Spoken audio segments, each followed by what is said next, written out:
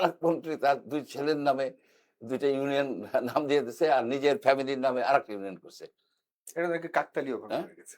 মিরাক্কেল যে আছে না যে মিরাকেল মিরাক্কেল কি মিরাক্কেল মিরাকেল হচ্ছে সেই মিরাক্কেল ঘটাইছে, মিরাক্কেলই হয়ে যাবে। এই ধরনের ঘটনা চললে শেখ হাসিনা হয়তো বেশি দিন লাগবে না তো। শেখ হাসিনা তো এইসব কাজ করছে। আমরা কি হাওয়া খেয়ে বড় হয়েছি? আমরা কি ঘাস খেয়ে বড় হয়েছি এদেশে? উনি এই কথাগুলি বললো। প্রতিমন্ত্রী ছেলেদের নামে নাম দিতে হবে আপনার ইউনিয়নের, এটা কোথায় আছে বলেন? নামকরণের প্রক্রিয়া আমরা জানি। যাদের উপরে আমরা এত আশা করছি যে তরুণ জেনারেশন যারা এই তারা বলে বিপ্লব, আমি বলি গণ অভ্যুত্থান। আসলে একটা গণ অভ্যুত্থান। সেই গণ অভ্যুত্থানের মাধ্যমে যে সমাজ তারা গড়তে গেল, দেখা গেল কি তারা এই দুর্নীতির সাথে জড়াই গেছে।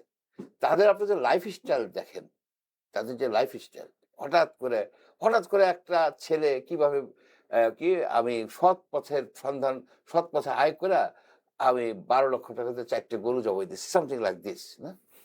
যে এটা কি আমাদের স্টুপিড মনে করে? আমরা কি হাওয়া খেয়ে বড় হয়েছি? তুমি সৎ পথে, তোমার বয়স কত? তুমি অথচ যারা কোটা আন্দোলন করেছে নিজেদের চাকরির জন্য, হ্যাঁ, এখন সে সৎ পথের সন্ধান যদি পেয়ে থাকো, সেই সন্ধান সৎ পথটা একটু দেখাও তো। এদেরকে আপনি দুদকে আনতে পারেন না কেন? কারণ আপনি দুদক নিষ্ক্রিয় করেছে। দুদকের নাই, দুদক নাই।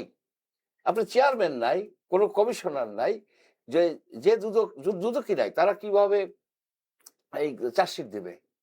কিভাবে তারা প্রসিকিউট করবে? কিভাবে তার আমি যদি আপনি আপনি যে দায়িত্বে ছিলেন, নদী কমিশনের চেয়ারম্যান ছিলেন, সেই সেক্টরটার কথা, এটা বিশাল একটা মানে এই সেক্টর যেখানে রন্ধ্রে রন্ধ্রে দুর্নীতি, ওই সেক্টরটার মধ্যে কোনো পরিবর্তন আপনি দেখতে পেয়েছেন? আমরা না, যদি না, পরিবর্তন দেখতে পেয়েছি, আর ওয়ার্স হয়েছে। worse ওয়ার্স হয়েছে। আপনার ব্যাপকভাবে আপনার মানে ইলিগালি বালু উঠাইতেছে, মাটি কাটতেছে, শুধু বালু উঠে না। এবং যারা এই পুরো মেরিন সেক্টরটাকে যারা সিন্ডিকেট বানিয়ে নিয়ন্ত্রণ করতো আগে, তারা এখনো আছে। তারা এখনো আছে। আপনার পোর্ট দেখেন যে চেয়ারম্যান এখনো আছে। কর্ণফুলী এই যে এইটা নদীটা, কর্ণফুলী নদীটা কি হয়েছে? ওটা দখলই হয়ে গেছে শেষ পর্যন্ত। ওটা কিছু করা যায়নি। করা যায় নাই কারণ সরকার যখন দুর্বৃত্তদের পক্ষে যায়, আপনি কি করবেন? আপনি দেখেন এই যে ঢাকা ওই যে ঢাকা ভাঙ্গার যে রেল লাইন, নারায়ণগঞ্জ অংশে এই রেল সেতুর গোড়ার থেকে মাটি কেটে নিয়ে যাচ্ছে ওপেনলি। সেই জায়গায় এই যে মন্ত্রী আপনি মিস্টার রবিউল ইসলাম, সড়ক রবিউল আলম। রেলের দায়িত্বে আছেন, উনি যে এক্সপ্লেনেশন দিচ্ছেন তা হাস্যকর। একজন অ্যাডাল্ট লোক, একজন বয়স্ক লোক কিভাবে এসব কথা বলতে পারে? যে ওইখানে উঁচা ছিল, সেটা ল্যাডার দিয়ে চুরি করতো, সেজন্য আমি নিচে করে সরিয়ে দিছি। নিছে। আমি নিচে করে দিয়েছি। এখানে মাটি ছিল, সে মাটিগুলিকে কাটা দরকার ছিল, ব্যারিয়ার ছিল। আমি মানে অবাক হয়ে গেছি। আমরা কি ঘাস খেয়ে বড় হয়েছি এদেশে? উনি এই কথাগুলি বললো। ওনাকে প্রধানমন্ত্রী বললো ৩টা ৫ স্ট্যান্ড সরিয়ে ফেলা হবে, উনি কালকে বললেন না, সরানো হবে না। তার মানে কি? তার মানে কি ইনসাবঅর্ডিনেশন। প্রধানমন্ত্রী যে কথাটা বলছে যে এটা কিন্তু বহুদিনের চাহিদা। এই যে কারণ বাজার, কেন কারণ বাজারের সেন্টারে আসবে?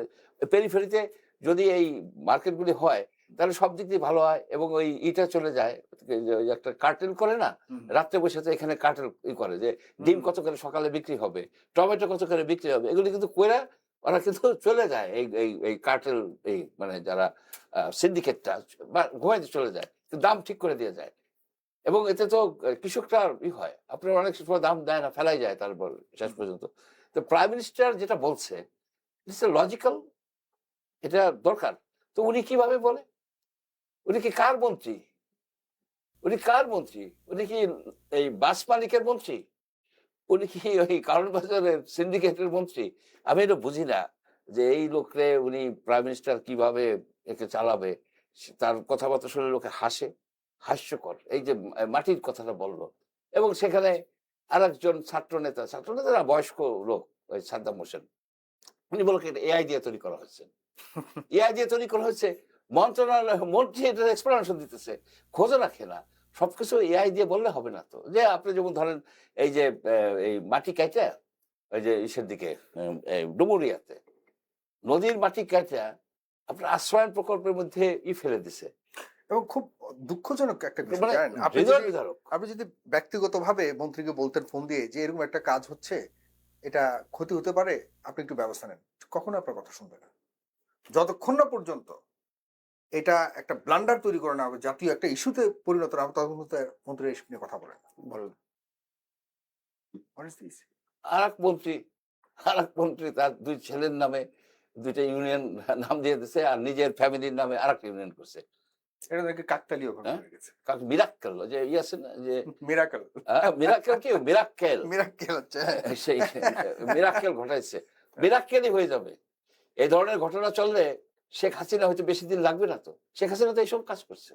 সব কিন্তু জায়গায় জনাব তারেক রহমান তো এমনটা চাচ্ছেন না। উনি তো প্রতিনিয়ত কষ্ট করে যাচ্ছেন। সিম্পল লাইফস্টাইল না, দেখাচ্ছেন। উনার যেমন তারপরেও ধরেন উনি জিয়া আন্তর্জাতিক বিমানের নামটা বন্দরের নামটা চেঞ্জ করতে দেয় নাই। বলছে অনেক টাকা খরচ হয়। নামে কি বা আসে যায় না? রাইট। তো কোনটারই নাম আচ্ছা, চেঞ্জ এর করতে থেকে এরা কি মেসেজটা নিছে? হুম। এর থেকে এই মন্ত্রী ২-৩ জন কি এটা নিল? ও আমি বলি কি আমার শালীনটা গায় কি? আমি তো ওই যে একটা গ্রামের কথা আছে না? আমি গাই কি? আর আমার শালীনটা শালীনটা বাজায় বাজায় কি? কি? তো এই তো ঘটনা হইছে। উনার এতে স্ট্রং হইতে হবে। উনার স্ট্রং হইতে হবে। আমি ২ টা রিকমেন্ডেশন করব। একটা হচ্ছে যে মিরাক্কেল ঘটনায় যে ৩ টা নাম চেঞ্জ হয়েছে, হুম। ওটাকে ক্যানসেল করে দিতে হবে প্রাইম মিনিস্টারের। ওই পুরো মানে একদম না, নতুন করে করো। আপনার নাম প্রতিমন্ত্রীর ছেলেদের নামে নাম দিতে হবে আপনার ইউনিয়নের। এটা কোথায় আছে? বলেন? নামকরণের প্রক্রিয়া আমরা জানি। অনেক জায়গায় আমেরিকায় কমিশন আছে নামকরণের প্রক্রিয়াটা। যেমন শেখ হাসিনা করে গেছে কি? এই যে ৬০০ উপজেলা আছে না? ৬০০ উপজেলায় ৬০০ স্টেডিয়াম হবে। প্রত্যেকটা স্টেডিয়ামের নাম ছিল শেখ রাসেল ওই উপজেলা দিয়ে, যেমন ধরেন শেখ রাসেল শিবচর স্টেডিয়াম, শেখ রাসেল ভাঙ্গা স্টেডিয়াম, শেখ রাসেল মাদারীপুর মানে ওদের নামের সাথে কোনো প্রজেক্ট হওয়া মানে হলো এটা পাস হয়ে যাওয়া। আচ্ছা, এটা নিয়ে কাউকে কেউ প্রশ্ন তুলতে ৬টা পারবে না। ৬০০ ইসের নাম দিবেন? মানে একটা কাণ্ডজ্ঞানও তো আছে। সেই কাণ্ডজ্ঞান তো আমি মনে করছি যে শেখ হাসিনার কাণ্ডজ্ঞান ছিল না এইসব বিষয়। এইসব বিষয়ে তার কাণ্ডজ্ঞান ছিল না। থাকলে আজকে তার এই পতন হয় না। সেটা কি সেটা কি সে এখানে বহন করলো? আমি দুজনের বিষয় একটু আপনার কাছে জানতে চাই, এরপরে জনাব রাইসা স্যারের কাছে যেতে চাই। একটা হলো জনাব রশিদ ইঞ্জিনিয়ার, যিনি মেরিন সেক্টরটাতে আওয়ামী লীগের আমলে খুব দাপটের সাথে তিনি ব্যবসা করেছেন, যেটা কর্ণফুলী, আহ, এরপরে এখনো তিনি বহাল তবিয়তে আছেন বলে অনেকে মনে করছে। এর পেছনের শক্তি আসলে কোথায় পাচ্ছেন তিনি? আচ্ছা, আর শক্তি হলো পোর্ট চেয়ারম্যানের বিষয়ে যদি বলেন, এখনো পর্যন্ত তিনি বলবৎ আছেন অনেক বিতর্ক হওয়া সত্ত্বেও। আমি যেটা বলি যে প্রথমত রশিদ ইঞ্জিনিয়ার সাহেব আমার বিরুদ্ধে একটা মামলা করছে। ৫০০ কোটি টাকার মামলা। সেই হুম, মামলা শেষ পর্যন্ত খারিজ হয়ে গেছে। কিন্তু হেনস্থা করছে। আমার আ দৌড়াদৌড়ি করতে হয়েছে, টাকা-পয়সা ব্যয় করতে হয়েছে। এইসব মিলায়া এই মামলা। তো উনার হচ্ছে যে উনি মামলা করে দেয়।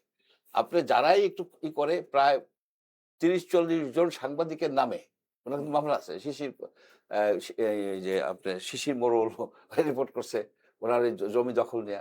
তার বিরুদ্ধে মামলা আছে। মামলা করে দেয় তাতে হেনস্থা হয় লোকে। হেনস্থা করে উনি এই কাজটা করে। কিন্তু উনি কর্ণফুলী নদীর একটা অংশ উনি দখল করে নিছে। একেবারে ক্লিয়ার কাট। এবং এতে সহযোগিতা করছিল মুস্তফা কামাল সচিব ছিল, সিনিয়র সচিব ছিল নৌ পরিবহন মন্ত্রণালয়। খালেদ মাহমুদ চৌধুরী প্রতিমন্ত্রী ছিল। আরো লোক ছিল। পোর্টের নভেল তৎকালীন পোর্টের চেয়ারম্যান সেই ভদ্রলোক ছিলেন, আরো লোকজন ছিলেন। এরা এটা করছে। পরবর্তীতে পরবর্তীতে দেখা গেল কি এই যে কেয়ারটেকার ইন্টারিম গভর্নমেন্ট আসলো।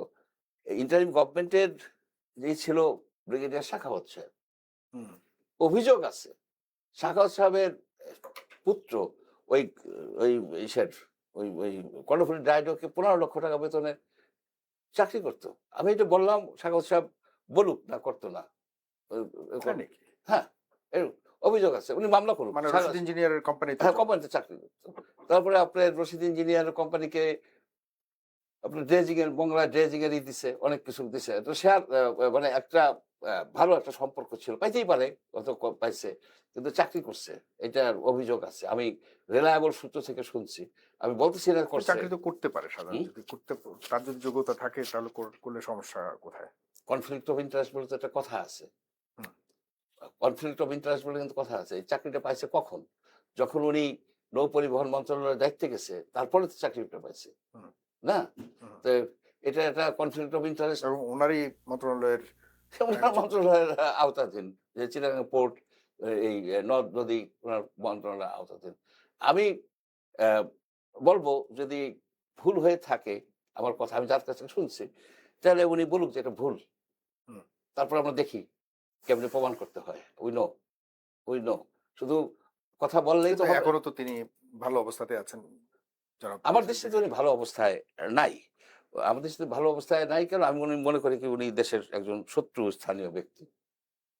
শত্রু স্থানীয় ব্যক্তি বললাম এই কারণে কার যে কথা বলছেন, রশিদ ইঞ্জিনিয়ার নাকি? না, রশিদুল তো শত্রু তো আছেই দেশের শত্রু। উনি তো অনেক ক্ষতি হ্যাঁ, করছে। আপনি বলছেন মানে ব্রিগেডিয়ার শাখাত। ব্রিগেডের শাখাওয়াত শত্রু স্থানীয় ব্যক্তি এই দেশের জন্য। কারণ চিটাগাং পোর্টের চলে গেছিল না? এটা কয়েকজন আমলা মিলে এটাকে করছে। হুম, ঠেকাইছে মানে স্লো ডাউন করে দিছে। হুম, রাইট? ডিপি ওয়ার্ল্ডকে দিয়ে দিচ্ছিল না? হুম, হুম, হুম। তো দায়িত্ব ছিল কে? পোর্টের দায়িত্ব ছিল কে? বললেই তো হবে না। সব ওই ইউনূস সাহেব বুড়া লোকের ঘাড়ে চাপাইলে তো হবে না। হুম, এরা ছিল না? এরাও তো ছিল। তো হুম। উনি ঠেকায় নাই কেন? পাটগাঁও দিয়ে দিচ্ছে কেমনে? কিসের বিনিময়ে দিচ্ছে? আপনি বলেন যে এগুলিকে করছে, এগুলি তো এগুলির সাথে একটা অর্থনৈতিক সংযোগ আছে। এই যে ডিপি ওয়ার্ল্ড এর যে অর্থনৈতিক সংযোগ সেই সম্বন্ধে আমার কাছে অভিযোগ আছে। ভালো অভিযোগই আছে। ইউনূসের আত্মীয়-স্বজনের সাথে জড়িত ছিল। তো উনি এটা জানতো না? উনি বাধা দিতে পারত না? বাধা তো উনি দেয়নি। বাধা দেয় নাই। এরকম আপনার যে এই যে আমেরিকার সাথে চুক্তিটা হয়েছে, উনি মন্ত্রী না? উনি তো মন্ত্রী ছিল। যদি মন্ত্রী থেকে থাকে উনি জানেন নাই কেন? উনি যদি যখন চুক্তি সাইন হয়েছে তখনও কি উনি জানেন নাই? যখন সাইন হয়ে গেছে এই তারপরে উনি রিজাইন করেন নাই কেন? যে আমি এটা মানি না।